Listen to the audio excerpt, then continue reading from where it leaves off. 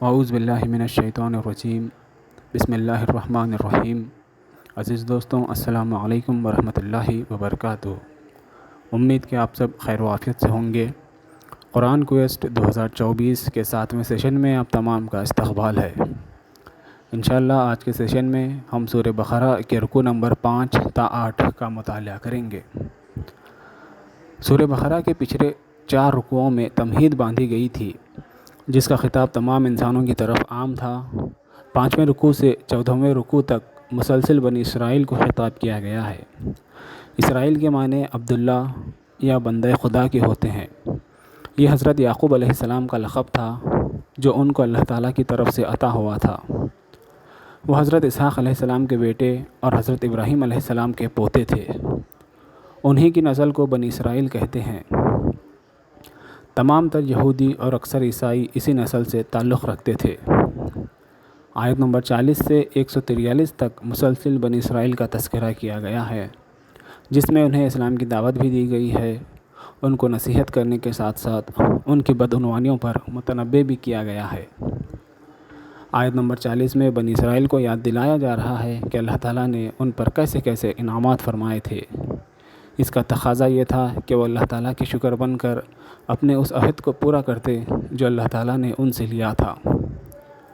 آیت نمبر 41 میں بنی اسرائیل کو قرآن مجید پر ایمان لانے کی دعوت دی جا رہی ہے۔ بعض یہودیوں کا طریقہ تھا کہ وہ رشوت لے کر تورات کی تشریح لوگوں کی خواہشات کی بنا پر کر دیا کرتے تھے۔ اس آیت میں اس کام سے انہیں روکا جا رہا ہے۔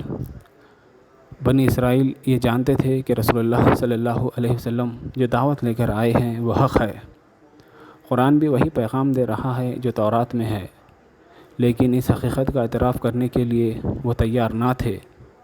وہ سچائی کی کھلی تردید بھی نہیں کر سکتے تھے اور نہ اس کو سچائی مان لینے پر آمادہ تھے۔ ان دونوں راستوں کے درمیان انہوں نے یہ راستہ اختیار کر لیا تھا کہ اسلام اور رسول اللہ صلی اللہ علیہ وسلم کے خلاف عام لوگوں میں کوئی وسوسہ ڈال دیتے، کوئی الزام لگا دیتے جس سے لوگ شک و شبہات میں مبتلا ہو جاتے۔ آیت نمبر 42 میں بنی اسرائیل کو اسی کارکردگی پر وارننگ دی گئی ہے کہ حق پر باطل کے پردہ نہ ڈالو، حق کو دبانے اور چھپانے کی کوشش نہ کرو، حق و باطل کو غلط ملت کر کے دنیا کو دھوکہ نہ دو۔ آیت نمبر 43 میں نماز قائم کرنے اور زکوٰۃ دینے کا حکم دیا جا رہا ہے۔ آیت نمبر 44 میں یہودیوں کا دوغلاپن بیان کیا گیا ہے۔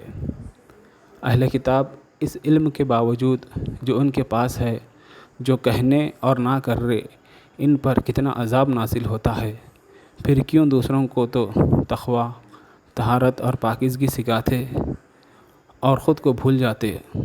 آیت نمبر 45 اور 46 میں صبر اور نماز کا ذکر ہے۔ نیکی کے راستے پر چلنے میں دشواری محسوس ہو تو اس دشواری کا علاج صبر اور نماز ہے۔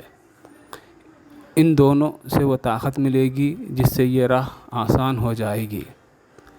آیت نمبر 47 تا 50 میں بنی اسرائیل کے آباء و اجداد پر اللہ تعالیٰ کے انعامات اور احسانات یاد دلائے گئے ہیں۔ آیت نمبر 51 تا 54 بنی اسرائیل کی سرکشی بیان ہوئی ہے۔ جب مصر کے فرعون سے اللہ نے بنی اسرائیل کو آزادی بخشی تو حضرت موسیٰ علیہ السلام کو اللہ تعالیٰ نے 40 دنوں کے لیے کوہ طور پر بلایا تاکہ وہاں اس آزاد قوم کے لیے قوانین شریعت عملی زندگی کی ہدایت عطا کی جائیں۔ حضرت موسیٰ علیہ السلام کی غیر موجودگی کا فائدہ اٹھاتے ہوئے بنی اسرائیل میں سامری جادوگر نے گائے کا بچڑا بنایا اور بنی اسرائیل کو اس کی عبادت پر آمادہ کیا۔ اس پر بھی اللہ نے انہیں معاف فرمایا۔ پھر موسیٰ علیہ السلام کو بنی اسرائیل کی ہدایت کے لیے کتاب اور معجزے عطا کیے۔ آیت نمبر 55 تا 61 میں بنی اسرائیل کو ان کی گستاخیاں یاد دلائی گئی ہیں۔ ان پر کیے گئے احسانات کا ذکر کیا گیا ہے کہ کس طرح اللہ نے جزیرہ نما سینا میں، جہاں دھوپ سے بچنے کے لیے کوئی جائے پناہ نہیں تھی، اللہ نے ان پر بادل کا سایہ کیا، ان کے لیے من و سلوہ اتارا، جب انہوں نے پانی مانگا تو پانی عطا کیا، الگ الگ قسم کے کھانوں کی مانگ کی، ناحق انبیاء کو قتل کیا جس کی وجہ سے ان پر ذلت اور مسکینی ڈال دی گئی۔ آیت نمبر 62 میں اعمال صالحہ کی اہمیت بتائی گئی ہے۔ آیت نمبر 63 تا 66 میں بنی اسرائیل کی ہٹ دھرمی بیان ہوئی ہے۔ ان کے لیے سبت یعنی ہفتے کا دن مقدس قرار دیا گیا تھا۔ اس روز ان کے لیے دنیاوی کام حرام تھے، یہ عبادت کے لیے مخصوص تھا، لیکن انہوں نے اس کی بے حرمتی کی اور کھلم کھلا ہفتے کے دن بھی تجارت و دنیاوی سرگرمی انجام دینے لگے۔ اللہ تعالیٰ نے اگلوں اور پچھلوں کی عبرت کے لیے ان کی صورتیں مسخ کر کے انہیں بندر بنا دیا۔ آیت نمبر 67 تا 71 میں بنی اسرائیل کی بےہودگی بیان ہوئی ہے کہ انہیں گائے کی قربانی کا حکم ملا تو کس طرح انہوں نے بچکانے سوالات کے ذریعے حضرت موسیٰ علیہ السلام کو الجھانا چاہا۔ چونکہ بنی اسرائیل کو گائے کی عظمت و تقدیس اور گاؤ پرستی کا مرض لگ گیا تھا، اس لیے ان کو حکم دیا گیا کہ اللہ کے لیے گائے ذبح کرے۔ یہ امتحان بڑا کڑا امتحان تھا، ان کے دلوں میں پوری طرح ایمان اترا ہوا نہ تھا، اس لیے انہوں نے اس حکم کو ٹالنے کی کوشش کی اور تفصیلات پوچھنے لگے۔ جتنی تفصیلات انہوں نے پوچھی اتنے ہی وہ گھرتے چلے گئے۔ اس واقعے میں سبق یہ دیا گیا ہے کہ بلا وجہ غیر ضروری کھوج میں پڑنا ٹھیک نہیں۔ جو بات جتنی سادہ ہو اس پر اتنی ہی سادگی سے عمل کر لینا چاہیے۔ السلام علیکم ورحمۃ اللہ وبرکاتہ۔